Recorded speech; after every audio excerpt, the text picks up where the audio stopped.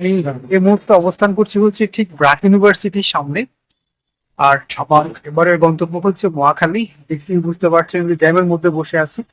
আর almost প্রায় 10 minute ধরে কিন্তু এই একটা জায়গাতে বসে আছি। আর আমার ঠিক এই পাশটাতে যে জায়গাটা দেখতে পাচ্ছেন, ওই যে ওখানে দেখতে পাচ্ছেন, ওটাই হচ্ছে কিন্তু মূলত নৌকাটা। এই জায়গাটা, এই যে নৌকা দিয়ে কিন্তু যাচ্ছে মানুষজন। তো গুলশানের মতো জায়গাতে এখনো আসলে নৌকা দিয়ে মানুষজন চলাফেরা করে। আমি চেষ্টা করবো অন্য ভিডিওতে আপনাদেরকে নৌকা ঘাটে সেগুলো ঘুরে দেখানোর জন্য।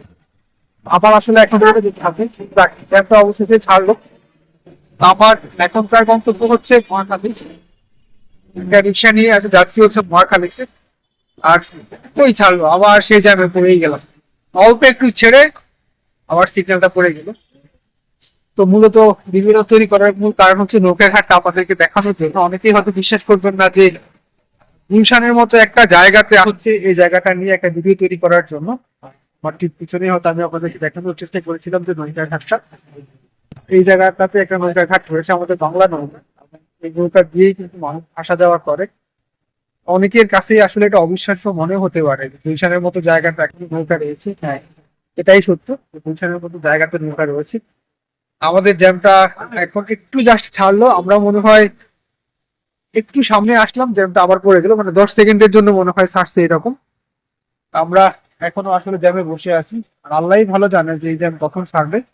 আমার মনে হয় আমি জ্যামে বসে না থেকে আমি হেঁটেও মনে হয় তার আগেই মহাখালী গিয়ে পৌঁছে যেতে পারবো। আমি আর 5 মিনিট দেখি, যদি 5 মিনিটের মধ্যে না ছাড়ে তাহলে আমি হেঁটে চলে যাবো। কি মনে হয় ভাই, জ্যাম ছাড়বে? মনে হচ্ছে না। বিশাল বড় জ্যাম। কার ভালো লাগে এরকম জ্যামের মধ্যে বসে থাকতে? মানে এই জ্যামটা মূলত হচ্ছে তেলের জন্য। তেলের যে গাড়িগুলো রয়েছে, এই যে এই পাঁচটা দিয়ে কিন্তু অনেক বড় সিরিয়াল অনেক পিছনে চলে গেছে। এই গাড়িগুলো আসলে তেলের জন্য এখানে দাঁড়িয়ে আছে।